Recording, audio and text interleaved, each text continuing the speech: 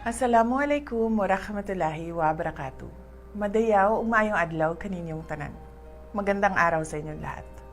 Taos-puso po akong bumabati sa lahat ng ating overseas Filipino workers at sa inyong mga pamilya. Ngayong buwan ng mga overseas Filipinos, pinaparangalangan namin ang inyong mga contribution na nagpapalakas sa ating bansa. Naglalakbay at nagtatrabaho kayo sa iba't ibang kontinente, nagpapadala ng remittance at nag-aangat sa milyong-milyong pamilya at nagpapaunlad sa ating ekonomiya na siyang nagtatayo ng tulay ng pag-asa. Hindi madali ang inyong pinagdadaanan, malayo sa pamilya, magkaibang kultura at pangungulila. Ngunit patuloy kayong nagsisikap at nagpapakita ng katatagan at karangalan. You are the heartbeat of the global Filipino pride, showcasing Filipino talent and values worldwide.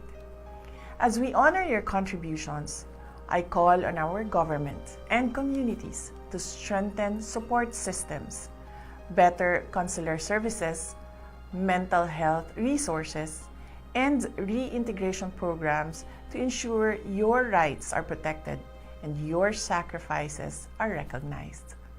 Para naman sa mga pamilyang naiwan, kayo ang sandigan ng pagmamahal at lakas. Ang inyong sariling sakripisyo at katatagan ang pinagmumulan ng inspirasyon at tapang ng bawat overseas Filipino worker.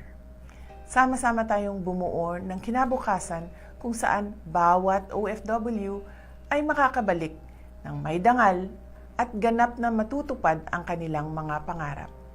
Mabuhay ang mga OFW at lahat ng Pilipino sa buong mundo. Mahalin natin ang Pilipinas para sa Diyos sa bayan at sa bawat pamilyang Pilipino. Syukran.